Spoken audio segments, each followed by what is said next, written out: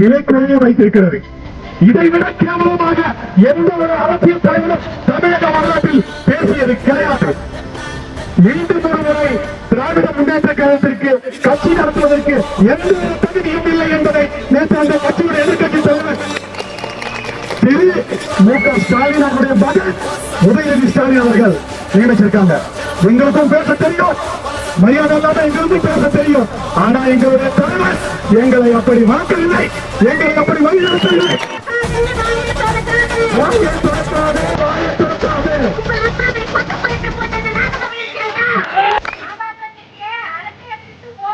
ஆபாச ரீதியே அரசியலை விட்டு ஓடு.